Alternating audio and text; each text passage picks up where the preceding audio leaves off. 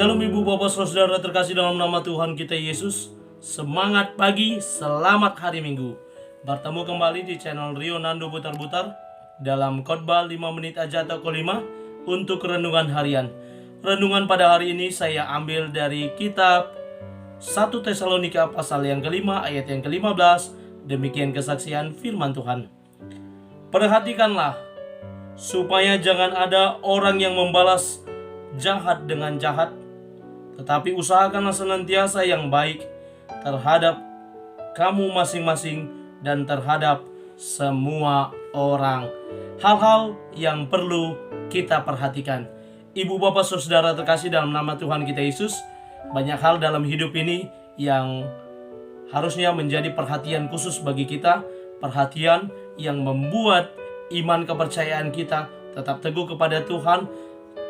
Cara kita berperilaku sehingga kita boleh menjadi orang-orang yang berkenan terhadap sesama, orang-orang yang ada di sekitar kita, baik yang seiman maupun yang tidak seiman. Sehingga dalam perjalanan hidup kita akan terjadi yang namanya kedamaian, kenyamanan, dan juga keakraban sesama tetangga, sesama masyarakat di lingkungan di mana Tuhan menempatkan kita.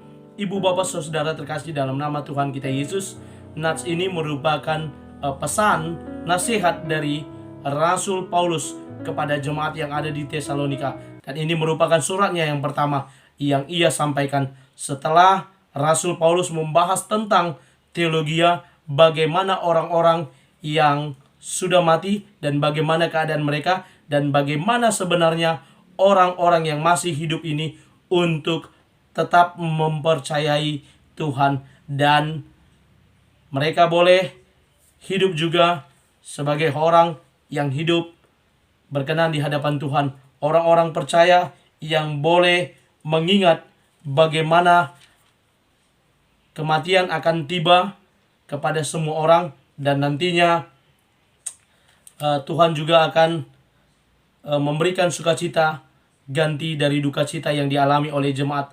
Dan inilah pesan terakhir dari Rasul Paulus kepada mereka setelah dia mengingatkan juga tentang kedatangan Tuhan yang kedua kalinya. Dan ibu bapak saudara terkasih, ada hal yang perlu diperhatikan secara khusus dalam nats ini. Kalau secara keseluruhan dari nasihat yang disampaikan Rasul Paulus, banyak sekali nasihat yang dia sampaikan, tetapi saya boleh membahas di ayat yang ke-15 ini dari 1 Tesalonika pasal 5, dikatakan perhatikanlah apa yang perlu kita perhatikan. Yang pertama, supaya jangan ada orang yang membalas jahat dengan jahat.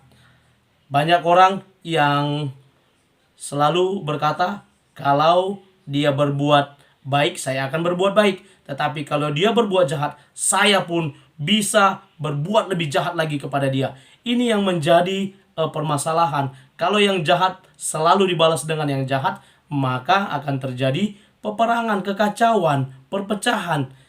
Namun ketika kejahatan dilakukan, maka kita tidak membalasnya, kita memaafkannya. Memang sangat sulit. Selama kita masih hidup di dunia ini, perbuatan jahat sangat sulit untuk tidak dibalas. Minimal kita bisa tidak membalas, tetapi kita tidak melakukan apa yang tidak berkenan.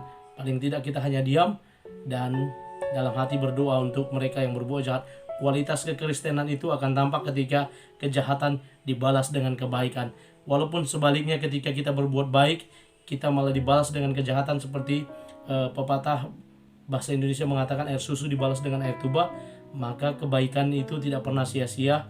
Karena apa? Ketika kita berbuat terus kebaikan, maka kebaikan itu akan mencari jalannya sendiri. Yang kedua yang perlu kita perhatikan dari bagian nats ini, usahakanlah senantiasa yang baik. Kita mengusahakan senantiasa yang baik.